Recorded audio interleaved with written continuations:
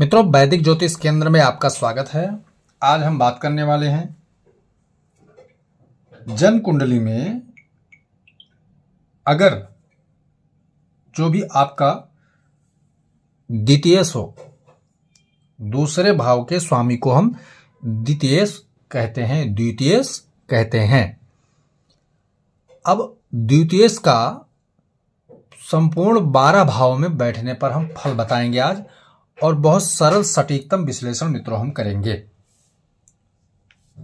कि अगर आपका दूसरे भाव का स्वामी पहले भाव में बैठता है तो क्या फल होगा, दूसरे में, तीसरे में, इस प्रकार से 12वें भाव में अगर बैठेगा तो क्या फल देगा, उसके बारे में डिटेल से मित्रों हम चर्चा करेंगे।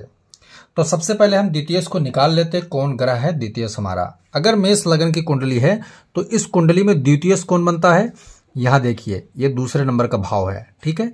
यहां का 2 नंबर है, तो 2 नंबर कौन सा है?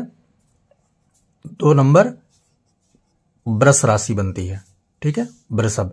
और इसका स्वामी कौन हुआ? शुक्र ग्रह, ठीक है, शुक्र ग्रह हुआ। और लग्नेश इसमें कौन हुआ? मंगल हुआ। तृतीयेश कौन हुआ?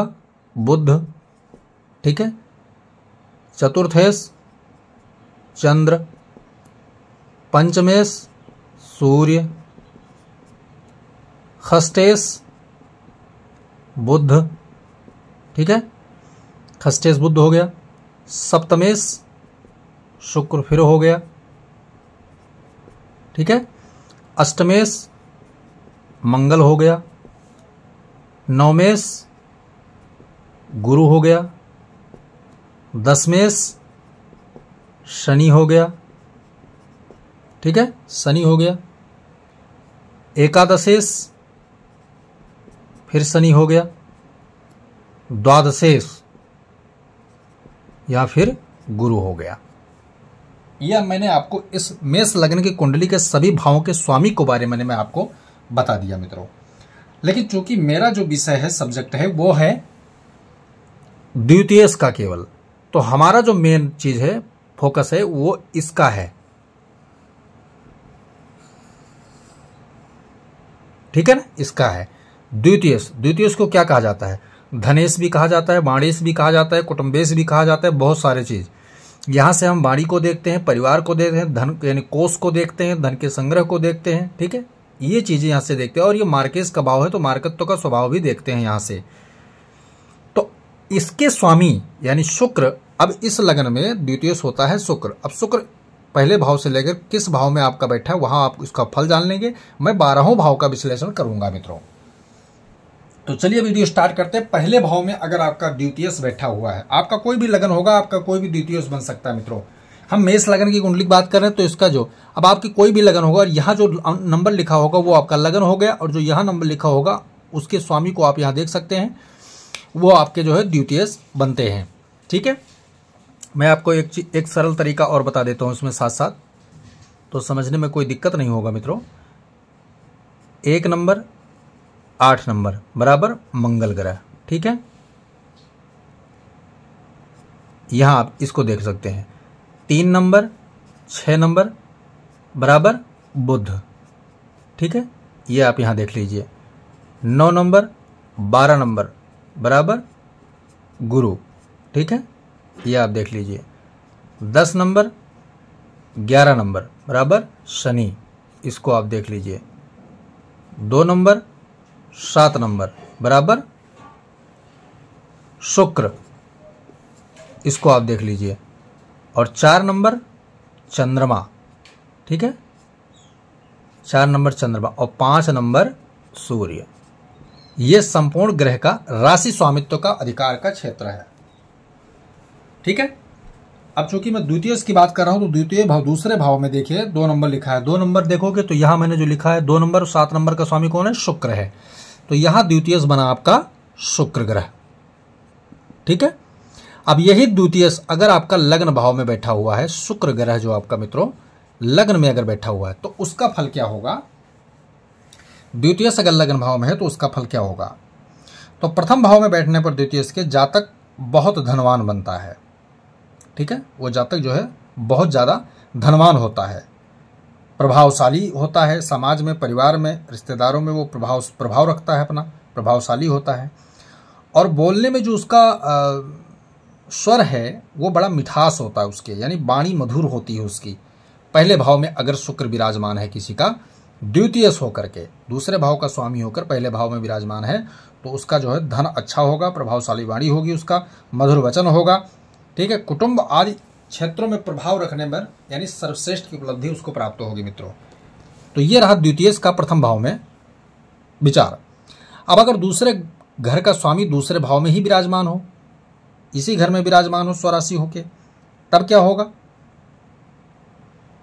दूसरे घर में अगर होगा तब धन, परिवार और वाणी, इन तीनों से संबंधित मामलों में उसको बहुत अच्छा शुभ परिणाम उसको प्राप्त होगा, क्योंकि स्वराशि होके वो बैठेगा यहाँ, ठीक है। द्वितीय जो भी होगा अगर इसी भाव में बैठता है तो स्वराशि का हो जाएगा, ठीक है। तो वो क्या है कि इस भाव से संबंधित जो परिणाम है, जैसे धन, परिवार और वाणी, इन संबंधित मामलों में उसे हमेशा शुभ फल मिलता रहेगा मित्रों। अगर यही द्वितीय तीसरे भाव में जाकर बैठता है मित्रों, तो क्या फल होगा? तीसरे भाव में अगर आपका शुक्र चला आता है तो क्या होगा? मेष लग्न की कुंडली में तीसरे भाव में आएगा तो पराक्रम और साहस में वृद्धि होती है, ठीक है ना। द्वितीय अगर तीसरे घर में आ गया तो पराक्रम और साहस में वो वृद्धि करेगा, लेकिन वाणी में थोड़ा सा क्या है, कटुपन रहेगा, कर्कशता उसकी रहेगी, टाइट वाणी में रहेगा, वो थोड़ा कठोर शब्द वाला होगा। ये जरूर परिवर्तन यहाँ रहता है, परंतु पराक्रम और साहस में उसके बहुत वृद्धि रहेगी, बढ़ा चढ़ा रहेगा वो। द्वितीय अगर चतुर्थ भाव में अगर आ जाएगा, यहां पर चौथे भाव में अगर शुक्र आ जाए, यही शुक्र चतुर्थ भाव में आ जाए, तब क्या होगा? माता के साथ संबंध मधुर होते हैं, घर परिवार में सुख शांति रहती है और उसे सुख प्राप्त होता है, यानी माता भी सुखी रहती है, वो खुद भी सुखी रहेगा, घर परिवार में सुख शांति बनी रहती है मित्रों। चौथे भाव में यह फल रहने वाला। भूमि भवन वाहन लग्जरियस सुख सुविधा उसको प्रदान करेगा। द्वितीय अगर पंचम भाव में आकर बैठता है, पंचम भाव में, तो क्या फल रहने वाला है? तो पंचम भाव में आने पर संतान के सुख में वृद्धि या संतान से आपको सुख प्राप्त होगा, बुद्धि आपकी तेज होगी, अच्छी शिक्षा प्राप्त होगी, इष्ट की कृपा प्राप्त होगी, अगर ऐसा द्वितीय आपके आता है। अब अगर शत्रु राशि में हो जाएगा तो थोड़ा सा डिसबैलेंस जरूर होगा फल में, परंतु अच्छा फल नजर आने वाला है यहाँ पर। अब अगर आपका द्वितीय जो है छठे भाव में आ जाए, शुक्र जो बनता है द्वितीय आपका इस कुंडली में, इस लग्न में, वो अगर छठे भाव में आता है, तब क्या फल होगा? शत्रु और रोग से संबंधित मामलों में सावधानी आपको बरतनी चाहिए, क्योंकि पहले से ये मार्केस भाव, इसका स्वामी छठे एक और खराब भाव में आ जाएगा, तो क्या होगा? आपको रोग, पीड़ा, कष्ट आदि हो सकता है मित्रों।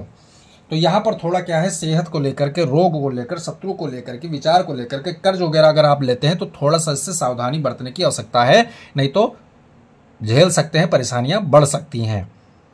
अगर द्वितीय आपका शुक्र जो है सप्तम भाव में आकर बैठ जाए, अब चूंकि स्वराशि यहाँ का भी हो जाएगा, अगर मेष लग्न की कुंडली तो द्वितीय आपका शुक्र बना, और इस शुक्र की दो राशियां यहाँ आप देख सकते हैं, 2 नंबर 7 नंबर का स्वामी कौन है? शुक्र है, तो यहां भी स्वराशि का हो जाएगा। तो सप्तम भाव में बैठने का क्या फल होगा उसका? वैवाहिक जीवन में मधुरता आती है और जीवन साथी से अच्छा संबंध रहता है। पार्टनरशिप से किया गया कार्य, पार्टनर के यानी व्यापारिक कार्य जो पार्टनरशिप से किया गया कार्य है, उसमें भी लाभ मिलेगा, सफलता मिलेगी। अगर वही द्वितीय अष्टम भाव में आपका आकर बैठ जाता मित्रों, तो उसका क्या होगा फल? अष्टम भाव में बैठने पर आयु में वृद्धि होती है, एक तो अचानक धन लाभ की संभावना आपके जीवन में बढ़ जाता है, परंतु कहीं ना कहीं स्वास्थ्य को लेकर खतरा आपको बना रहेगा। क्यों? क्योंकि कोई बड़ा रोग हो सकता है, बड़ा कोई एक्सीडेंट, दुर्घटना आदि का योग बन सकता है जीवन में। अगर द्वितीय दूसरे घर का स्वामी का नवम भाव में आकर बैठता है तो उसका क्या फल होगा? शुक्र अगर नवम भाव में आकर बैठेगा तो उसका क्या फल होगा मित्रों? भाग्य में वृद्धि करेगा एक तो वो, ठीक है, भाग्य में वृद्धि करेगा, पिता के साथ संबंध मधुर उसका बनाएगा, और धार्मिक होता है ऐसा व्यक्ति, आध्यात्मिक और धार्मिक क्षेत्र से जुड़ाव रखता है ऐसा व्यक्ति।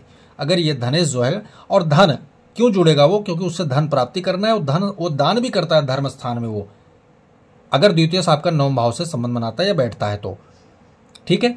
द्वितीय अगर दसम भाव में आकर विराजमान हो, आपका दूसरे भाव का स्वामी अगर दसम भाव में आता है तो उसका क्या फल होगा? दसम भाव में आने पर कर्म और व्यवसाय में सफलता मिलती है उसको, जो रोजगार वगैरह होता है, नौकरी वगैरह होता है उसमें, यानी जो कार्य करता है, करियर क्षेत्र की बात करें, उसकी बात करें तो उसमें जो है सफलता प्राप्त होती है। सामाजिक तौर पे मान सम्मान उसका बढ़ेगा और उसके द्वारा उसके पिता का भी मान सम्मान बढ़ेगा। 10वें भाव में अगर द्वितीय से आपका आके बैठता है मित्रों, ठीक है। अगर द्वितीय से आपका इनकम भाव में जाकर बैठ जाता है, यहां पर आकर अगर द्वितीय से आपका बैठता है तब क्या फल होगा, क्योंकि एक तो कोष का स्वामी इनकम भाव में आके बैठ जाए तब क्या फल होगा, लाभ और इच्छा पूर्ति में वृद्धि करेगा, यानी जो आपकी इच्छा होगी उसका लाभ करवाएगा आपको, डायरेक्ट इनडायरेक्ट तरीके से किसी भी तरीके से आपको लाभ करवाएगा। लेकिन आपका खर्च और व्यय पैसा का माध्यम स्त्री जातक होगा, कन्या संतान हो सकती है, इनमें खर्च होगा, लेकिन इनकम बहुत अच्छा आप जो है दूसरे भाव के स्वामी 11वें में बैठने पर करेंगे मित्रों। बात कर लेते हैं दूसरे घर का स्वामी अगर 12वें घर में आपका आता है तब क्या फल होगा उसका। तो ये मान लीजिए कि आपका अगर दूसरे घर का स्वामी 12वें घर में जाता है तो उसका फल जो मित्रों होगा, एक तो खर्च आपका बढ़ेगा, ठीक है, एक तो खर्च आपका बढ़ेगा, व्यय और हानि की संभावना बढ़ेगी। इसलिए धन का जो है रखने का जो तरीका होता है प्रबंध यानी सुरक्षा उसका जो है ठीक ठाक से आपको करनी चाहिए, ठीक ठाक से आपको करनी चाहिए, नहीं तो खर्चे यानी कम खर्चे रखें, खर्चवा ज़्यादा ना बने। इसलिए धन हानि के योग यहाँ बने, अशांति इससे पैदा होगी और विवाद कोर्ट कचहरी मामले में धन खर्च होने का योग यहाँ पर बनता है। तो इसलिए दूसरे घर का स्वामी 12वें घर में आने पर यह फल है मित्रों। बात कर लेते हैं कि दूसरा जो ये भाव है ना, धन भाव, जिसको यहां आप देख लीजिए, समझा देता हूं आपको। इसको धन भाव, कुटुंब और वाणी विशेष तौर पर ये चीजों के लिए जाना जाता है, ठीक है। तो वाणी में ये भाव वाणी बोलने की क्षमता जैसे हो और संचार कौशल से विधि संबंधित आज क्षेत्रों में सफलता देगा। धन के मामले में बात करो तो जो दूसरा भाव होता है वो संपत्ति आर्थिक स्थिति का प्रतिनिधित्व करता है, ठीक है, दूसरा भाव, ठीक है। परिवार की बात करें तो परिवार रिश्तेदार संबंधियों से प्रतिनिधित्व करवाता है और जातक का स्वभाव का भी वर्णन यहीं से देखा जाता है। तो जातक के स्वभाव की अगर हम बात करें या दृष्टिकोण की बात करें तो मूल्यों की बात करें तो उनके क्या है सार्थक चीज़ों का पर ध्यान ज़्यादा देता है, इसीलिए उसके जो मूल्य होता है वो सार्थकता की तरफ झुकाव रखता है मित्रों। तो संपूर्ण रूप से आपने देखा होगा कि दूसरे घर का स्वामी जो कि है जातक के जीवन में महत्वपूर्ण भूमिका निभाता है और उनका 12वें भाव में किसी भी भाव में जाकर बैठ जाए तो उसका फल मैंने आपको बताया। आपकी कुंडली में आपका द्वितीय कहाँ बैठा हुआ है, उसी भाव में है या किसी भाव में, उसका फल आप यहाँ से देख सकते हैं मित्रों। वीडियो पसंद आए तो लाइक करें, शेयर करें, सब्सक्राइब करें, साथ में बेल आइकन का बटन जोड़ दबाएं ताकि हमारा नया लेटेस्ट वीडियो आपको इसी तरह मिलता रहे। जय सिया राम।